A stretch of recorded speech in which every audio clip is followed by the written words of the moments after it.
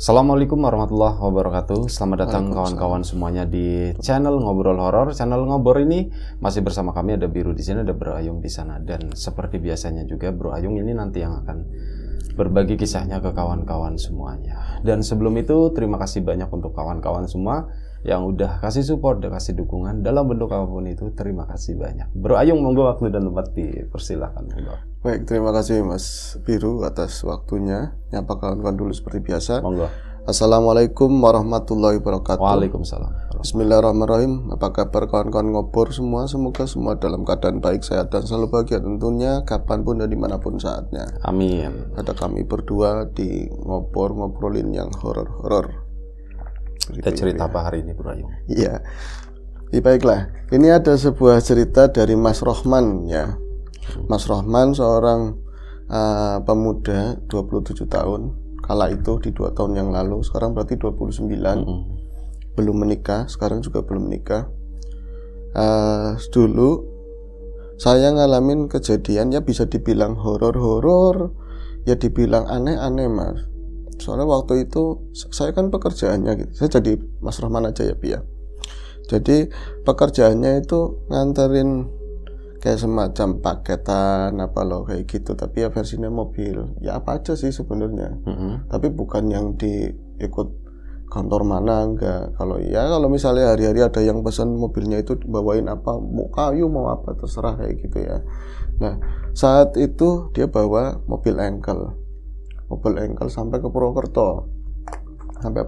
Ke Purwokerto sana, terus nyudah barang atau nurunin barang, ternyata BM-nya itu nggak ada. Akhirnya nunggu di Purwokerto.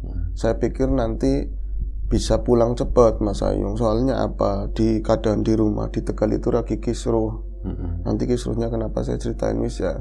Saya nggak usah juga nggak apa-apa. Nggak usah ya. Ceritain dong. Salam. Ceritain. Iya. Aku ngomong kayak gitu nggak enak kita. Iya. Terus akhirnya apa? Saya nungguin BM di sana. Beruntung ada banyak orang baik ya. Lama kita bisa ada sikapnya baik, yang nemenin juga banyak. Apalagi kita bawa rokok, kopi untuk bapak, mas itu tetap pasti ada yang nemenin. Ngobrol ngarol ngidul, nungguin BM. Akhirnya dapat juga BM itu yang nurunin barang ya. Bongkar. BM panjangnya bukannya Bu, baru tahu saya ya. Akhirnya diturunin lah barang-barang tersebut. Itu sudah malam, tengah 10-an ada kali. Nah setelah itu saya langsung balik ke sini, ke Tegal. Dan waktu tadi ngobrol sama bapak-bapak, sama mas sana lah, bujang-bujang sana aja, saya berulang kali itu di WA. Itu WA yang sangat nggak mengenakan. Itu dari kakak saya sendiri, kakak saya, dari ipar saya. Itu semuanya itu kayak nadanya itu ngancem banget lah, marah yang demikian marahnya. Perkaranya apa Mas? Perkaranya masalah tanah rumah, kayak gitu loh. Jadi bapaknya udah meninggal lama, terus kakak yang barep, dia punya saudara itu 4 berarti sama dia paling bungsu. Ada yayunya itu perempuan 2, yang paling atas laki-laki. Ini yang paling ngotot banget harus dibagi sekarang itu yang paling sulung ya, paling sulung. Kalau menurut saya ya boleh, ndak apa-apa, cuman kan itu kan harus ada persetujuan, harus ngumpul dulu dan lain. Dia pengennya pokoknya saya jatahnya yang itu harus dijual pokoknya kayak gitu. Dan saya harus nyaksi ini, tanda tangan harus ya, misalnya harus kayak gitu. Emak saya juga ngomong, nurut Beman wisman daripada ribut, daripada gemerah isin. Iya Mak, tapi kan saya mau nyelesain pekerjaan saya dulu. Kalau nanti udah selesai, Mas ngomongnya baik-baik, jangan via telepon, jangan via WA. Mau kayak gini kan urusan besar, biar banyak yang nyaksiin. Nanti kalau dia udah ngambil itu, udah dijual, ngomongnya belum, nanti jual yang lain lagi repot. Pikiran saya waktu itu. Tuh seperti itu ya. Akhirnya saya udah nggak enak di jalan, udah nggak enak. Terus akhirnya jalan dari Purwokerto itu sekitar jam 10-an kurang, lewat biasa ya Cibarang, terus ke sini jalur kidulan lah ya, sampai Klonengan persimpangan kereta. 2 tahun lalu udah jadi flyover, itu udah ada. Itu saya mengenang dulu di sini sering ada kita itu ngantri karena di perlintasan kereta, apalagi kalau musim hujan itu cukup sulit lah, apalagi misalnya lagi muatan berat.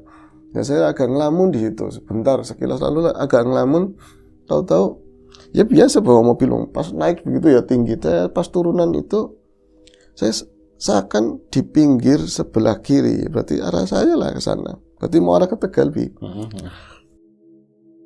mau arah ke Tegal. Saya melihat dari jauh itu semacam batu putih atau karung panjang ya, tapi itu bulat di pinggir jalan. Di pinggir jalan persis pas turun beginilah, turun abis jembatan layang itu. Kayak apa ya? Dari lampu saya kan kelihatannya cuma putih-putih. Saya benar-benar karena pikirannya banyak, nggak kencang, bawahnya itu pelan banget tuh Islam. Nggak ada kenaiknya, Mas. Nggak ada, saya sendirian. Pas udah makin deket ternyata bangun, duduk. Bangunnya bukan kayak bangun orang. Kalau bangun orang kan ya normali dia pasti dari posisi kayak gitu terus langsung berdiri atau dengkulnya kelihatan atau apa. Itu semacam kayak bangunnya burung gitu loh. Jadi ininya diangkat dulu begini. Tapi ngerenggeng, Mas. Renggeng siapa, Mas? Tangannya kayak ngampleh begini, terus ada semacam kain panjang. Ya bener-bener kayak bulu lah kalau dari kejauhan. Kayak bulu. Tapi aku nangkep ya itu pasti kain. Apa sih kain ya? Saya sempat dip. Ya kata sopir-sopir sih ya. Saya pendahulu saya, orang tua kalau misalnya ada yang aneh, kalau nggak klason ya mainin lampu gitu. Orang nggak ngaruh sama sekali. Dia tuh berdiri tapi ngadepnya ngalor ke arah Tegal. Itu bergenggeng begini, kelihatan pundaknya lah begini. Dan itu kain panjang, yang jelas kain panjang itu. Saya jangan-jangan dia kuntilanak. Rambutnya panjang banget, kelihatan makin dekat rambutnya makin panjang gitu, kelihatan panjang begini ya. Berarti sampai daerah belakang sini di bagian tengahnya hitam sampai aspal. Hitam. Allahu Akbar, gue rambut. Saya tuh bawa mobil begini ya, rada ngeruduk, saya tenang-tenangin banget, mau tak kencengin, nggak ada ide buat kenceng, kayak terpukau gimana sih antara takut dan yang lain-lain. Terus makin dekat, sosok itu balik badan begini, set, berarti ke arah sana, ke arah wetan ya, nggak lihat ke arah mobil saya. Itu makin jelas kalau itu memang sosok perempuan. Saya langsung refleks itu udah deket banget. Nah, saya pengennya jangan nengok, pokoknya saya fokus ke depan. Primen pengen ngerti, ada rasa pengen ngerti. Saya pas nengok dia pas di samping mobil saya. Singorone rai, Mas, yang namanya muka kayak gitu ya. Di sini tuh sebelah sini bener, ini bener gitu ya. Sini bener, tapi segini kayak dibelah sama benda tajam, dikorek. Ini tuh tulang lupas begitu semuanya. Itu antara mata yang sebelah kirinya itu kayak gawil begitu. Saya langsung Allahu Akbar, langsung kencang kayak gitu ya. Sangat kencang banget, saya nggak tahu itu sampai mungkin daerah-daerah yang banyak mau ada jati-jatinya situ. Tuh kencang terus sampai sana. Baru saya pelanin lagi. Tumben temen selawas gitu ya. Saya bawa mobil. Kalau penumpang pernah lihat ada kejadian kayak gitu di pinggir jalan. Ada juga katanya di dalam mobil saya pernah bawa travelan. Di dalam mobil katanya ada almarhum siapalah penumpang. Tapi saya ngelihat sendiri nggak pernah. Itu jelas banget.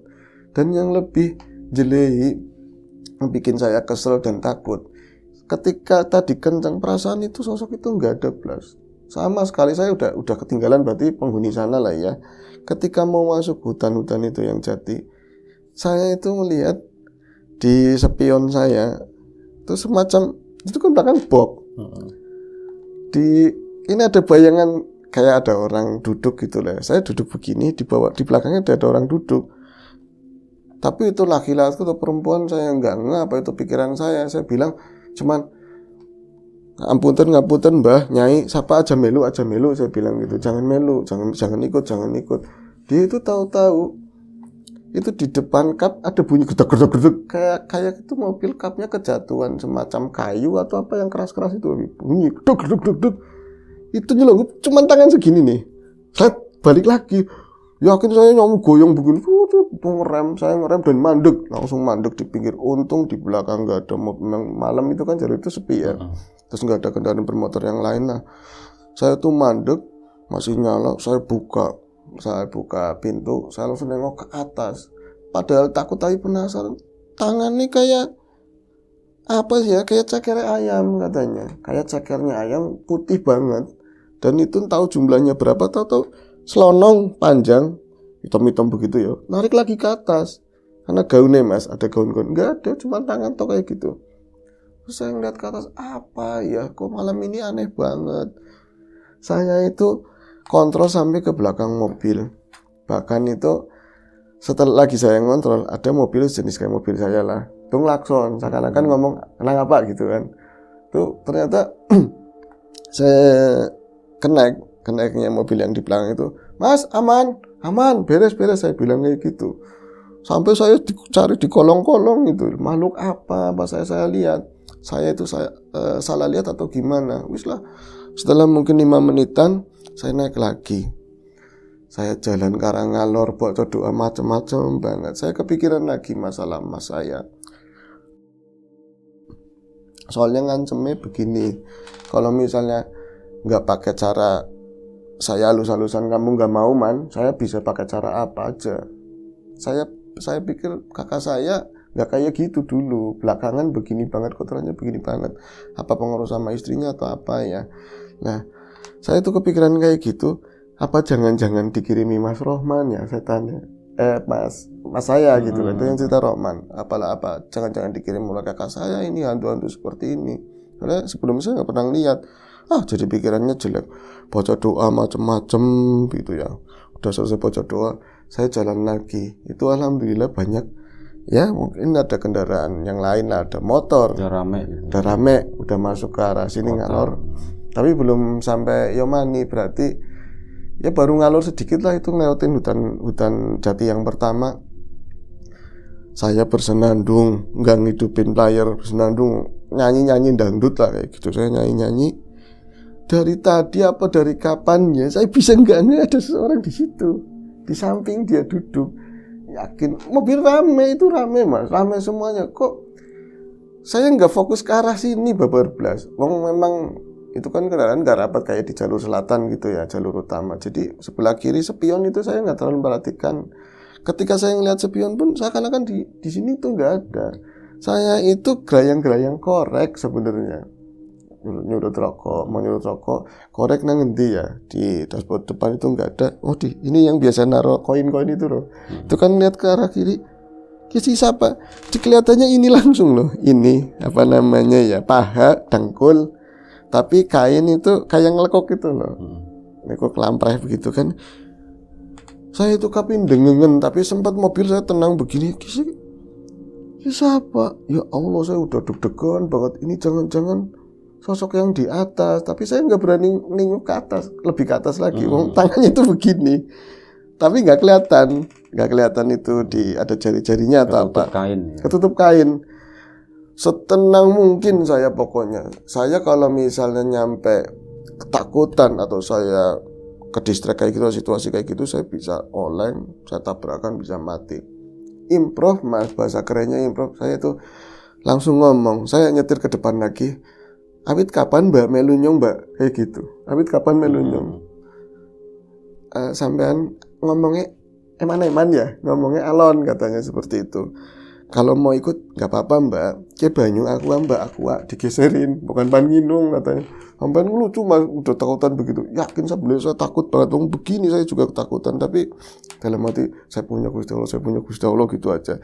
Ini air kalau mau minum, kayak mau tuku tahu kuping, digeser-geserin semua ke depan. Sampai nggak berani lihat ke arah samping, apa mukanya kayak apa. Wis pasti sing mau, prasangkanya udah pasti sosok yang pas lagi turunan itu. Rambutnya makin lama ya, kan kayaknya didik sedikit. Iya rambutnya ngampreh begitu. Tapi nggak semua itu jatuh ke depan, kayak ke belakang sana. Mambuhnya kenangan nemen. Mambuhnya antara melati kenangan lah, kembang kuburan dia bilang. Akhirnya saya, yuk kalau mau turun nggak usah ngomong ya, yuk tinggal turun aja. Saya bawa mobil diem gini kan, lagi-lagi kalau misalnya ada mobil yang lain saya klakson, mesti ada ini gitu loh. Tapi di depannya anehnya sama sekali nggak ada motor, nggak ada apa yang saya lewatin, mau tak salib gitu loh, minta tolong ini siapa gitu loh, nggak ada, adanya yang dari seberang terus. Orangnya paling Kalau kita bunyiin klakson, dia bunyiin klakson. Saya nggak ada kepikiran mandek atau apa gitu loh, nggak ada kepikiran sama sekali.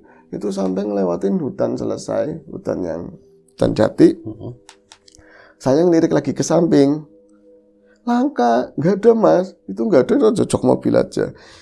Nah, tenang banget, itu justru saya turun, saya mandek mobil ini ada apanya ya, itu ada warung di sana tuh, udah keluar dari kebun jati. Terus saya nanya ke orang-orang situ sambil beli rokok, kalau nanya kopi nggak ada, adanya itu yang es yang di box itu loh, yang 1000-an apa itu minuman kopi. Bu, jenengan pas saya turun mobil itu berhenti ngeliat ke arah saya, ya ndeleng mas, saya ndeleng malah mobilnya siapa katanya. Wong saya itu biasa yang beli ya jarang mobil, apalagi mobil gede kayak sampean. Sampean ngeliat ada perempuan turun apa enggak? Wong sing gawa sampean kok takone aku yang bawa sampean, kok malah tanyanya enggak, maksudnya dari atas. Sini pakai nang dhuwur, katanya seperti itu. Ya enggak, saya cuma nanya ada perempuan turun apa enggak. Orang lama saja macam-macam katanya begitu. Soalnya kayak gitu sering. Kayak gitu sering. Maksudnya primen bu? Ya sering digangguin. Nanti dari kebun selesai ke sini, nanti nanya sama orang-orang yang di sini. Oh, sampean digangguin mas? Ora. Saya enggak, saya bilang enggak. Terus akhirnya saya cuman beli minuman kopi yang dingin, beli rokok masak, padahal masih ada rokok. Nah terus belok, sudah dari situ belok ke arah kanan ya. Singkat cerita sampai Yomani itu loh, yang arah Guci. Sebelum arah Guci, itu kan ada jembatan kecil ya di Yomani ke sana Guci. Itu di sana kan masih ada kebun-kebun juga sedikit. Saya itu dihadang sesosok, bukan ngadang di pinggir jalan, itu ada mbah-mbah. Dari jauh itu kelihatan banget. Jadi pakai jarit terus bawa bakul, cuman gak gede. Ngawe-ngawe begini. Itu jiwa kemanusiaan. Sebenarnya sih saya lagi sebel sama kakak saya. Kalau misalnya saya pulang, emak saya kan orangnya rewel. Terus bahas itu saya pengen nggak pengen banget lah. Pengennya itu kalau pulang emak udah tidur, besok aja gitu kan. Akhirnya dia tuh ngadang-ngadang ngawe-ngawe begini, saya berhenti. Orang mas, memang orang, bener-bener orang. Saya ngeliat wujudnya orang. Terus saya turunin naik kaca sebelah kiri. Pripun mbah? Nyong dater mas, nyong dater. Saya diantar. Lah jenengan pundi? Mono menduwur, mana maring Guci, arah maring Guci. Katanya seperti itu. Aduh, saya mau pulang sih mbah. Lah nulungi wong tua melas kayak kiye, nulungin orang tua nggak punya duit, nggak punya ongkos apa-apa. Lo kan tega, jenengan tega. Iya ya, tapi aku mau nulungin apa enggak ya? Banyak lah itu pertarungan di dalam diri saya. Tapi ngelihat mukanya ya, keinget sama mbak saya yang dulu. Langsung saya buka. Anjati bisa beli, saya gituin. Naiknya bisa apa enggak? Angel men bakulan di situ apa? Primen ke mas di situ. Saya kayak dapat cewek tapi tua banget itu. Baru-barunya saya baru kali itu selama naikin mobil, bawa mobil saya bawa cewek tapi tua banget katanya. Akhirnya saya muter, saya mbah ini saya sunggi bener, amit ya mbah, cangking gini. Itu kan yang kalau ketinggi ya. Srek, penak mas dening mobilnya penak dhuwur, katon kabeh katanya. Iya mbah, ini bakulnya. Orang apa-apa, kotor nggak apa-apa. Pas saya udah naik, bener, saya tuh belok kan gitu sana, berarti arahnya mana sih belok kanan ya, ke arah Yomani, Guci berarti ke sana. Saya pikir nanti nenek-nenek ini bakalan jadi teman saya, ngobrol, bahkan saya mau curhat macam-macam. Biasanya orang setua ini tuh bisa ngedem-ngedemin. Orang ngomong blas Mas Ayung, blas, nggak ada omongan apapun. Bahkan saya ngomong, mbah, jenengan saking pundi, orang linguk, orang apa, dia tuh natep kayak kupingnya disumpel, bodoh amat katanya gitu. Orang kan ada gerakan kadang-kadang apa benerin kerudung kayak dia enggak, cuma duduk begini aja udah nggak ngapa-ngapain. Lah saya 10 menit berlalu bareng sama dia, ini setan apa orang, udah pikirannya kan begitu Bi. Katanya saya kayak orang apa bukan ya, tapi jaritnya iya, jari-jarinya iya, nafasnya kelihatan sengal-sengal kayak gitu. Kadang-kadang DM, tapi sombongnya luar biasa padahal minta tolong. Saya hilangkan prasangka itu. Sampailah di pertigaan antara Guci dan Bumi Jawa. Ada ya satu yang arah sana. Mana itu? Tuwel ya. Itu sebelum itu, Dia ngomong kayak gitu. Hop wis hop. Nah, sebelum ada yang kelewat, sebelum jalan mobil dia minta aja banter-banter. Saya nurut dan harapan saya emang buat cerita nantinya. Emang saya pelan banget nyampe sana. Wah, nanti bengi itu kan nama ya jalan ke sana. Jauh sampai sana. Mbah, mboten kula anter teng griyane mawon apa pripun? Angel, mobilnya kegeden, katanya seperti itu. Makasih ya Mas, makasih ya. Udah kayak gitu toh.